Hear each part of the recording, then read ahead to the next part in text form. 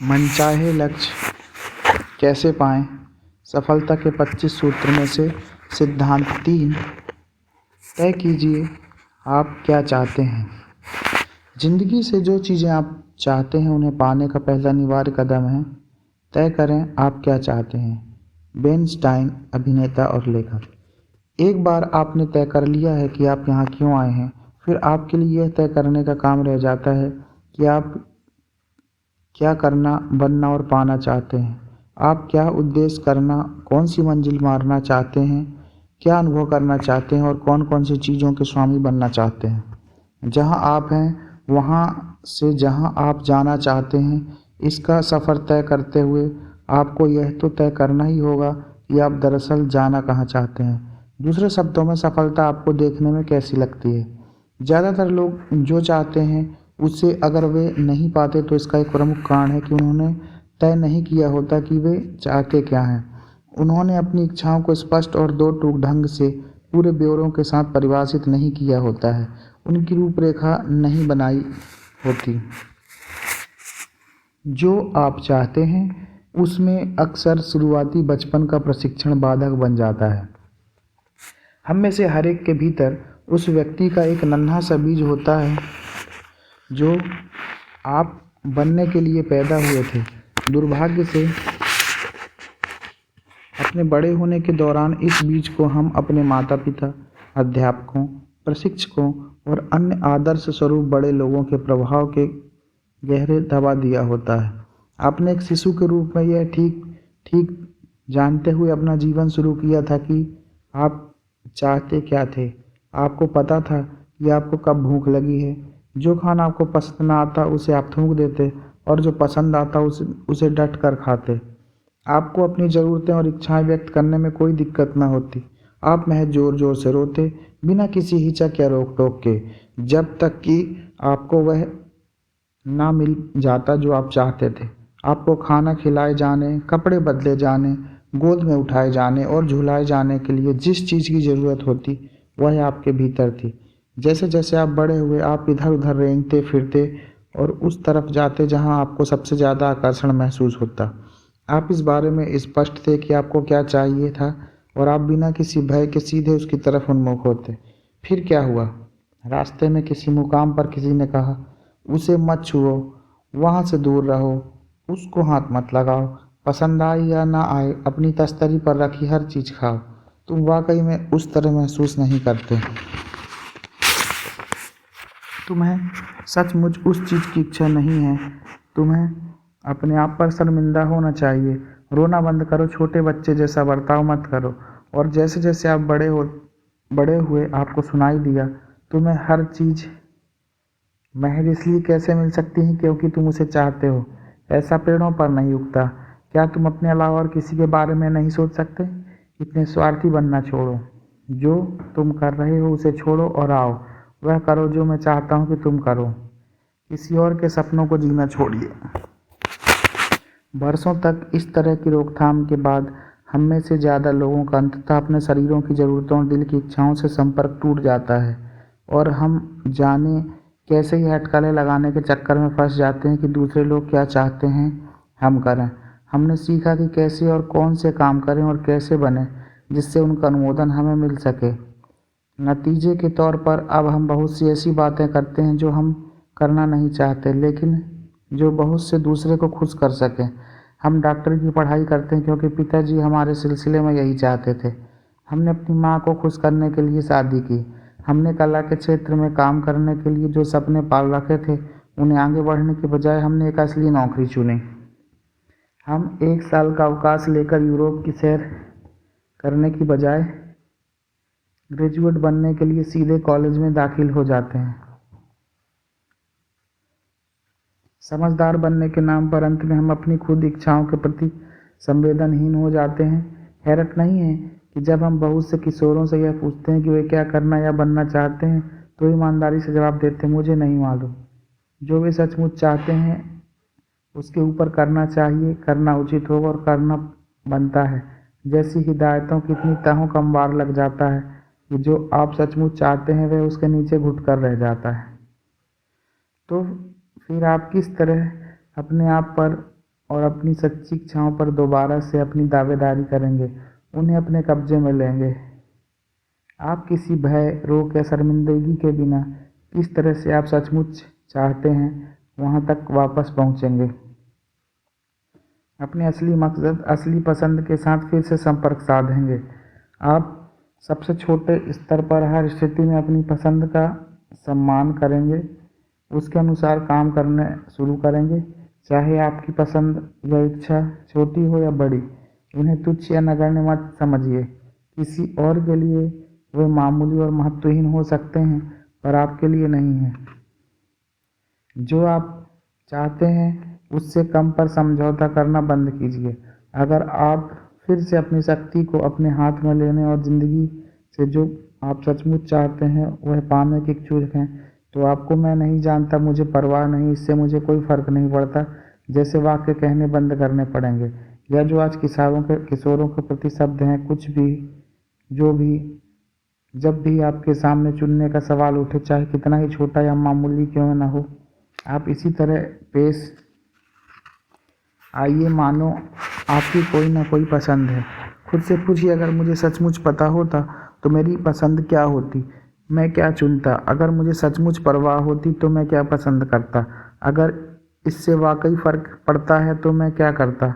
आप जो सचमुच चाहते हैं उसके बारे में साफ ना होना और दूसरे लोगों की ज़रूरतों और इच्छाओं को अपनी ज़रूरतों और इच्छाओं से ज़्यादा महत्व देना महज एक आदत है। आप इसके विपरीत काम करके, इससे उलट आदत डालकर उस पुरानी आदत को तोड़ सकते हैं। पीली नोटबुक। बहुत साल पहले मैंने आत्मसम्मान और प्रेरणा विशेषज्ञ और is life is a game these are the rules की लेखिका सैरी कार्टर स्कॉट की एक कार्यशाला में हिस्सा लिया।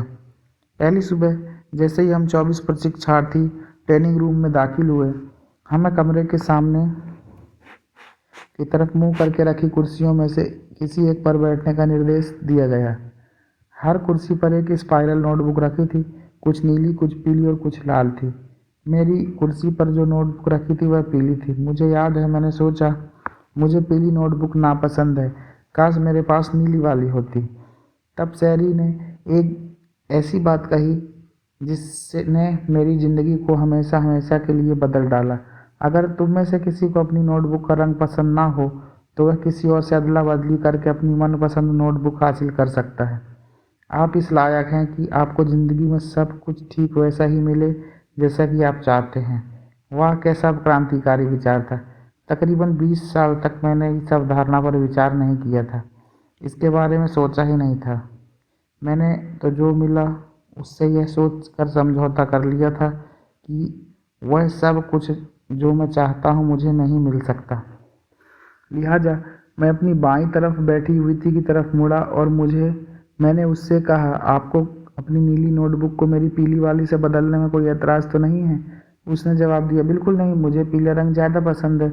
उस रंग का चटकीलापन मुझे भाता है, मेरे मिजाज से मेल भी खाता है। अब मेरे पास मेरी मनपसंद नीली नोटबुक थी। दुनिया के समूचे कारोबार में कोई महान सफलता नहीं, लेकिन यह एक शुरुआत तो थी ही, अपनी पसंदों को समझने, स्वीकार करने और जो मैं चाहता था ठीक वही हासिल करने के जन्मसिद्ध अधिकार को फिर से अपने हाथ में लेने की। उस समय तक मैंने यही कहकर संतोष कर लिया होता कि मेरी पसंद नापसंद का मामला मामूली था और इस लायक नहीं था कि उस पर कोई कदम उठाया जाए। जो मैं चाहता था उसके प्रति अपनी चेतना को शून्य किए रहता और इसी तरह दिन गुजरता चला जाता। लेकिन वह दिन मेरी इच्छाओं में एक ज़बरदस्त मोड़ साबित हुआ। वह अपनी इच्छाओं और ज़रूरतों को जानने, उन्हें हासिल करने और चेतना को पहले से कहीं ज़्यादा मजबूत ढंग से पहचानने की शुरुआत थी। मुझे चाहिए कि फेहरिस्त लिस्ट बनाइए जो आप सचमुच चाहते हैं। इसे स्पष्ट करने की शुरुआत करने का एक सबसे आसान तरीका है ऐसी 30 चीज़ों की सूची बनाना जो आप मरने से पहले करना चाहते हैं। 30 चीज़ें जो आप हासिल करना चाहते हैं और 30 चीज़ें जो आप बनना चाहते हैं। काम शुरू करने के यह सबसे उम्दा तरीका है।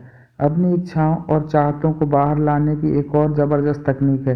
किसी दोस्त की मदद से मैं चाहता हूँ कि फेहरिस्त तैयार करना। अपने दोस्त को कहिए कि वह लगातार 10-15 मिनट तक पूछता रहे, तुम क्या चाहते हो, और आपके उत्तर लिखता चले।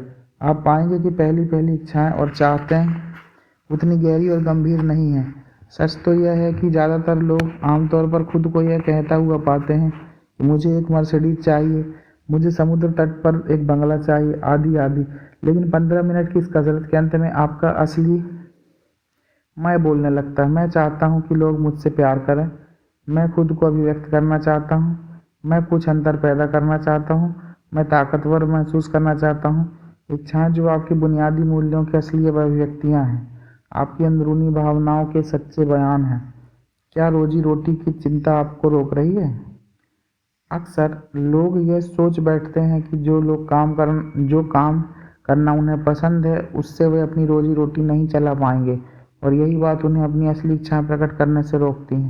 हो सकता है कि आप कहें मुझे तो लोगों को बैठे ठाले गपशप करना पसंद है। तो खैर जान लीजिए, ओपरा विनफ्रे लोगों को बैठे ठाले बोलने बतियाने से ही अपनी रोजी रोटी कमाती है। और मेरी दोस्त डायन ब्राउन, जो अंतर्राष्ट्रीय पर्यटन गाइड है, अपनी आजीविका दुनिया की एक से एक नायाब और खूबसूरत जगहों पर सैर सपाटा करते हुए लोगों से बातें करके कमाती। टाइगर वुड्स को गोल्फ खेलना पसंद है, एलेन डिजेनरिस को लोगों को हंसाना पसंद है, मेरी बहन को आभूषणों के डिजाइन बनाना और किशोर लड़के लड़कियों के साथ मिलना जुलना पसंद है। डोनाल्ड ट्रंप जमीनों के सौदे करना और इमारतें बनाना पसंद करते हैं। मुझे पढ़ना लिखना आता है और जो मैंने सीखा है उसे किताबों, भाषण और कार्यशालाओं में दूसरों के साथ साझा करना अच्छा लगता है। कहने का मतलब यह है कि जो भी काम आप पसंद करते हो उससे अपनी आजीविका अर्जित करना संभव है। ऐसी 20 चीज़ों की सूची बनाइए जो आप करना पसंद करते हो, और फिर उन चीज़ों के बारे में सोचिए जिसके माध्यम से उसमें से जो कुछ चीज़ें करते हुए अपनी रोजी रोटी चला सकते हैं। अगर आपको खेल कूद पसंद है तो आप खिलाड़ी बन सकते हैं, खेलों पर कुछ लिख सकते हैं, खेलों से जुड़े फोटोग्राफर बन सकते हैं, या फिर एजेंट या पेशेवर टीम के कार्यालय में खेलों के प्रबंधक के तौर पर खेल जगत में एक भूमिका निभा सकते हैं। आप कोच, प्रबंधक या नई प्रतिभा की खोज करने वाले विशेषज्ञ का काम कर सकते हैं। आप प्रसारक, कैमरा संचालक या टीम प्रचारक बन सकते हैं। अपनी पसंद के किसी भी क्षेत्र में पैसा कमाने के 20 तरीके हैं। अभी के लिए तो सिर्फ यह फैसला कीजिए कि आप क्या करना पसंद करेंगे, और अगले अध्यायों में मैं आपको वह दिखाऊंगा कि आप कैसे कामयाबी हासिल करें और वह काम करते हुए पैसे भी कमाएं। अपनी आदर्श ज़िंदगी की तस्वीर साफ रखें। जहां आप हैं वहां से जहां आप होना चाहते हैं वहां पहुंचने के लिए 2 बातें जानना जरूरी है। पहली है कि आप कहाँ हैं और दूसरी है कि आप कहाँ पहुंचना चाहते हैं। आपकी परिकल्पना जहां पहुंचना चाहते हैं उसका एक ब्यौरेवार वर्णन है। यह विस्तार से आप पहुंचना चाहते हैं यह विस्तार से यह बताती है कि आपकी मंजिल कैसी दिखती है और कैसी महसूस होती है। एक संतुष्टि और सफल जीवन बनाने के लिए आपकी परिकल्पना में आपकी मंजिल की तस्वीर में 60 इलाके शामिल होने चाहिए। आपका काम और व्यवसाय, आमदनी और पैसे, मनोरंजन और अवकाश का समय, स्वास्थ्य और तंदुरुस्ती, संबंध, निजी लक्ष्य और समाज तथा बिरादरी के प्रति योगदान। यात्रा के इस चरण में ठीक ठीक जानना जरूरी नहीं है कि आप वहां कैसे पहुंचेंगे, मगर यह महत्वपूर्ण है कि आप सोच विचार कर यह तय कर लें कि आप पहुंचना कहां चाहते हैं। अगर आप यह साफ कर लेते हैं तो फिर कैसे का उत्तर खोज लिया जाएगा। आपकी आंतरिक भौगोलिक स्थिति निर्धारण प्रणाली। आप जहां आप हैं वहां से जहां पहुंचना चाहते हैं वहां जाने की प्रक्रिया एक नए मॉडल की कार में लगे उस दिशा निर्धारण यंत्र को इस्तेमाल करने की तरह है जिसमें भौगोलिक स्थिति निर्धारण प्रणाली शामिल हो। यह प्रणाली अथवा तकनीक काम कर सके इसके लिए सिर्फ 2 चीज़ों की जरूरत पड़ती है। पहली है कि आप कहाँ हैं और दूसरी है कि आप पहुँचना कहाँ चाहते हैं। दिशा निर्धारण प्रणाली कार पर लगे कंप्यूटर की मदद से यह पता लगाती है कि आप कहाँ हैं, और इसके लिए कंप्यूटर को 3 उपग्रहों का संकेत मिलते हैं जो आपकी ठीक ठीक स्थिति निर्धारित करते हैं। यानी उपग्रहों से मिले संकेतों के आधार पर कार में लगा कंप्यूटर यह पता करता है कि आप पृथ्वी पर किस जगह मौजूद हैं। जब आप कंप्यूटर को अपनी मंजिल की जानकारी देते हैं तो यह रास्ता निर्धारण प्रणाली आपके लिए सबसे सीधा और सही रास्ता तय करके आपको उसकी सूचना दे देती है।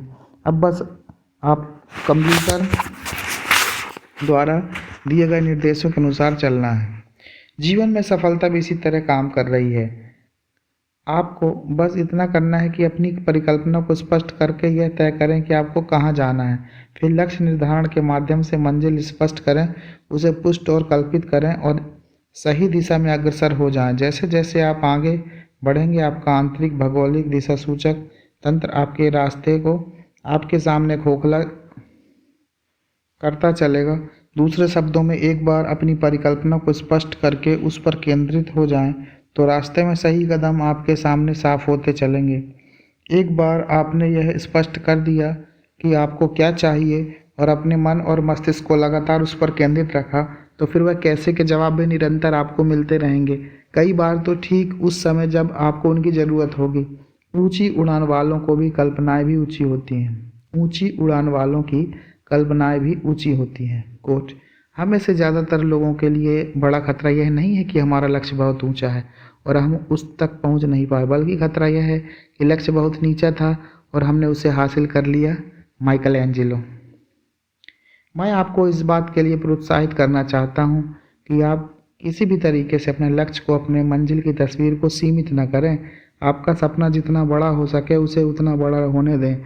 जब मैंने अमेरिका में ज़मीनों की खरीदो फरोख्त करने वाली सबसे बड़ी कंपनी रीमैक्स के प्रमुख कार्यकारी अधिकारी डेव लिनिगर से भेंट वार्ता की, तब उन्होंने मुझे बताया, हमेशा बड़े सपने देखो। बड़े सपने बड़े लोगों को आकर्षित करते हैं। मेरा अनुभव यह है कि सुपर सफल लोगों और बाकी दुनिया के बीच जो थोड़े से अंतर हैं, उसमें से एक यही है कि सुपर सफल लोग बस बड़े सपने देखते हैं। जॉन कैनेडी ने आदमी को चंद्रमा तक पहुंचाने का सपना देखा। मार्टिन लूथर किंग जूनियर ने पूर्वाग्रह, नस्ली भेदभाव और अन्याय से रहित देश का सपना देखा। बिल गेट्स ऐसी दुनिया का सपना देखते हैं जिसमें हर घर एक कंप्यूटर हो जो इंटरनेट से जुड़ा हो। बकमिंस्टर फुलर ने एक ऐसी दुनिया का सपना देखा जिसमें हर एक के पास बिजली की सुविधा हो। ये ऊंची उड़ान वाले लोग दुनिया को बिल्कुल अलग दृष्टिकोण से देखते हैं।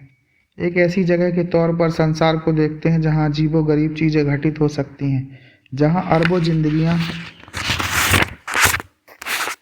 बेहतर बनाई जा सकती हैं, जहां नई तकनीक हमारे रहन सहन के तौर तरीकों को बदल कर रख सकती है, जहां विश्व के संसाधन सबसे अधिक आपसी फ़ायदे के लिए इस्तेमाल हो सकते हैं।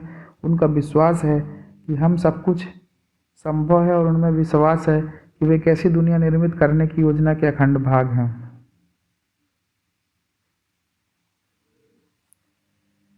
जब मार्क विक्टर हैंसन और मैंने पहले chicken soup for the soul प्रकाशित की, जिसे हम अपनी 2020 नज़र कहते हैं, वह भी एक बड़ा सपना था। चिकन सूप पुस्तकों की 10 अरब प्रतियां बेचना और सन 2020 तक अपने सारे मुनाफे के 10वें हिस्से के योगदान से $50 करोड़ परोपकारी कार्य में जुटाना।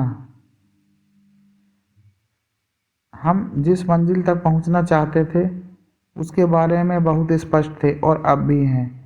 अगर आप अपने विकल्पों को सिर्फ उसी तक सीमित कर लें जो संभव जान पड़ता है या विवेक सम्मत है, तो आप उस बात से खुद को पूरी तरह काट लेते हैं जो आप सचमुच चाहते हैं, और बाकी जो बचता है वह सिर्फ समझौता है। Robert Fritz, the path of least resistance के लेखक।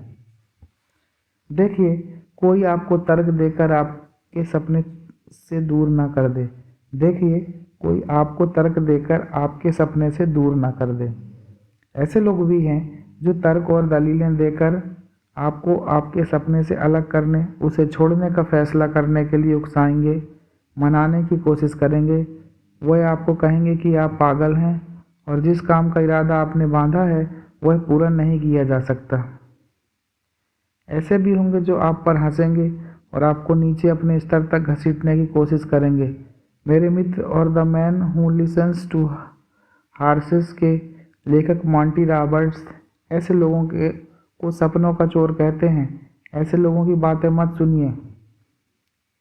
जब मॉन्टी हाई स्कूल में थे, उनकी टीचर ने क्लास के विद्यार्थियों को यह लिख कर लाने के लिए कहा, जब वे बड़े होंगे तो वे क्या बनना चाहेंगे। मॉन्टी ने लिखा कि वे 200 एकड़ के एक फार्म के मालिक बनना चाहेंगे जहां वे रेस के उम्दा घोड़े पाल सकें। उनकी टीचर ने उन्हें फेल कर दिया और बताया कि उन्हें जो अंक दिए गए हैं वे टीचर के मूल्यांकन की झलक है, जिसकी नज़र में मॉन्टी का सपना वास्तविकता से रहित था। कोई लड़का जो एक ट्रक के पीछे खड़े किए गए तंबू में रहता था, कभी इतने पैसे नहीं जुटा सकेगा कि एक फार्म खरीद सके, रेस के घोड़े पालने के लिए घोड़े जुटा सके और फार्म कर्मचारियों को वेतन दे सके। जब टीचर ने मोंटी के सामने प्रस्ताव रखा कि वे चाहें तो अपना निबंध दोबारा लिखकर ऊंचे अंक प्राप्त करने की कोशिश कर सकते हैं, तब मोंटी ने कहा, आप अपने अंक रखिए, मैं अपना सपना रखूंगा। आज सोलवांग कैलिफोर्निया में मोंटी के 154 एकड़ के फ्लैग इज़ फार्म्स पर ऊंची नस्ल के घोड़े पाले जाते हैं और घोड़ों के सैकड़ों प्रशिक्षकों को अधिक मानवीय तरीके से शामिल होने और घोड़ों को प्रशिक्षित करने के लिए शिक्षित किया जाता है।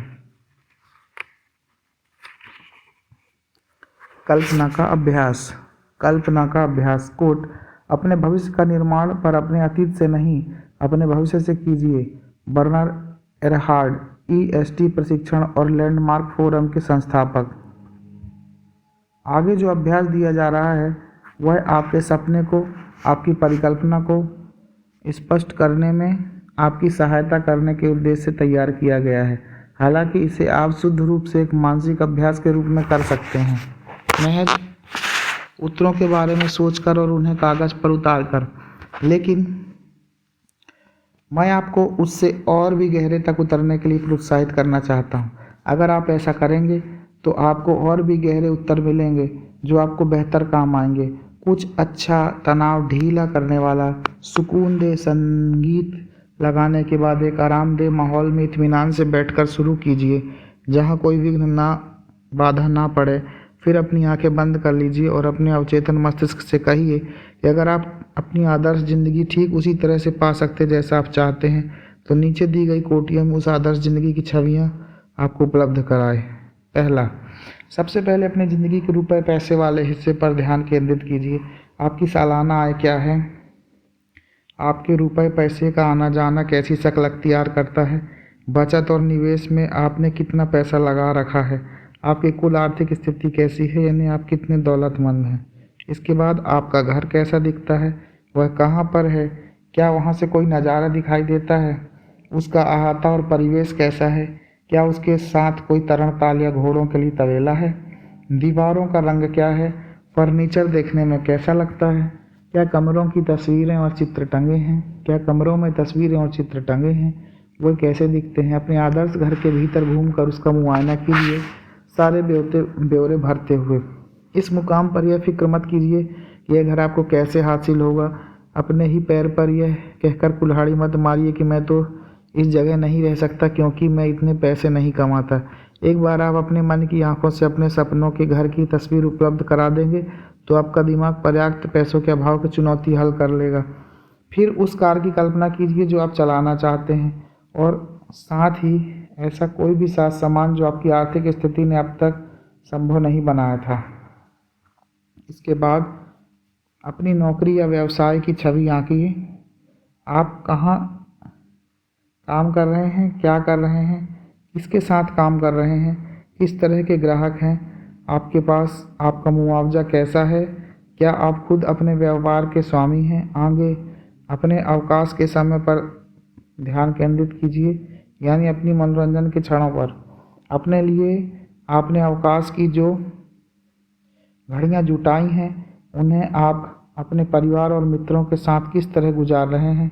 आपके शगल क्या क्या हैं, दिल बहलाव के साधन कौन से हैं, रुचियाँ अभिरुचियाँ क्या हैं, छुट्टियाँ कैसे मनाते हैं, छुट्टियाँ बिताने के कौन कौन से तरीके अपनाते हैं, मौज मज़े के लिए क्या कुछ करते हैं। नंबर 4, इसके बाद बारी आपके शरीर और स्वास्थ्य की आदर्श परिकल्पना की। यह कैसी है? क्या आप पूरी तरह से रोग मुक्त हैं? आपकी आयु कितनी है? क्या आप सारा दिन खुले, तनाव रहित और आनंद की स्थिति में रहते हैं? क्या आप में भरपूर दमखम है? क्या आप ताकतवर होने के साथ साथ लचीले भी हैं? क्या आप कसरत करते हैं, अच्छा खाना खाते हैं और खूब पानी पीते हैं? नंबर 5, फिर अपने परिवार और मित्रों के साथ अपने संबंधों की आदर्श तस्वीर की तरफ बढ़िए। अपने परिवार के साथ आपके संबंध कैसे हैं? आपके दोस्त कैसे हैं? अपने मित्रों के साथ आपके संबंधों का रूप रंग कैसा है? वह दोस्तियाँ कैसी महसूस होती हैं? क्या वह स्नेह भरी, सहारा देने वाली, ताकत बुझाने वाली हैं? आप लोग मिलकर क्या कुछ कर सकते हैं? नंबर 6, आपकी ज़िंदगी का निजी दायरा कैसा है? क्या आप खुद को फिर से स्कूल जाते, कोई प्रशिक्षण लेते, कार्यशालाओं में हिस्सेदारी करते, किसी अतीत की किसी चोट के लिए उपचार खोजते और आध्यात्मिक रूप से विकसित होते देख पाते हैं? क्या आप मनन चिंतन करते हैं या आपने किसी गिरजे में जाकर आध्यात्मिक एकांत का सेवन किया है? क्या आप में कोई वाद्य बजाना सीखने और अपनी आत्मकथा लिखने की इच्छा है? क्या आप मैराथन दौड़ में हिस्सा लेना या कला के स्कूल में दाखिल होकर प्रशिक्षण लेना चाहते हैं? क्या आप दूसरे देशों की यात्रा करना चाहते हैं? 7वां, अंत में उस समुदाय पर ध्यान केंद्रित कीजिए जिसमें आप रहते हैं। जो समाज आपने चुना है वह बिल्कुल ठीक ठाक काम कर रहा होता है तो वह कैसा नजर आता है? वहाँ कौन कौन सी सामूहिक गतिविधियाँ होती हैं? आपके परोपकारी काम की क्या स्वरूप है? दूसरों की मदद करने और हालात को बदलने के लिए आप क्या करते हैं? इन गतिविधियों से आप कितना अधिक या कम हिस्सा लेते हैं? आप किस किस की मदद कर रहे हैं? आप इन प्रश्नों का सामना करते हुए अपने उत्तर लिखते जा सकते हैं या फिर अब पहले अपना सारा अभ्यास कर लेने के बाद अपनी आंखें खोलकर उत्तरों को लिख सकते हैं। दोनों ही हालातों में यह सुनिश्चित कीजिए कि आप अपने उत्तरों को लिखित रूप से अभ्यास पूरा कर लेने के बाद जितनी जल्दी हो सके उतार लें। हर रोज़ उस परिकल्पना की समीक्षा कीजिए जो आपने लिख कर उतारी हैं। इससे आपका चेतन और अवचेतन मस्तिष्क आपके सपने पर केंद्रित रहेगा और जैसे आप इस किताब में दिए दूसरे सिद्धांत और तकनीकें लागू करेंगे, आप अपने सपने की सभी अलग अलग पहलुओं को प्रकट करने लगेंगे। अधिकतम असर के लिए अपने सपने को साझा कीजिए।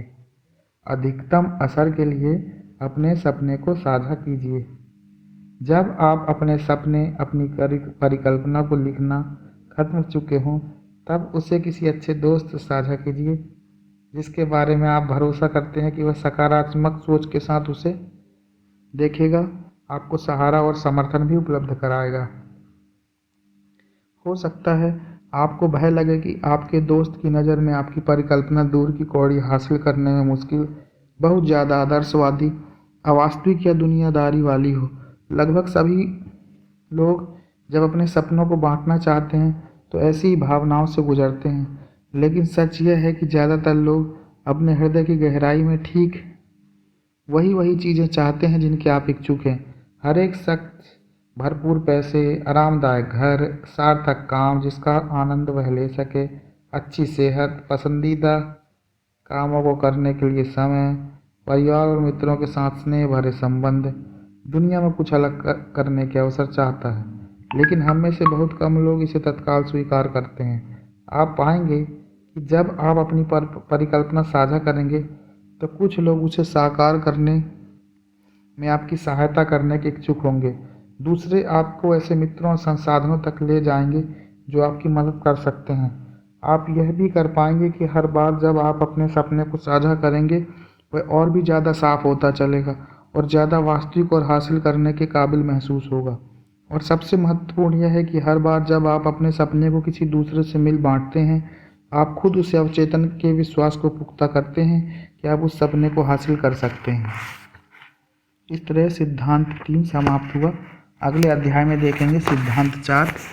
पुस्तक है मनचाहे लक्ष्य कैसे पाएं, सफलता के 25 सूत्र।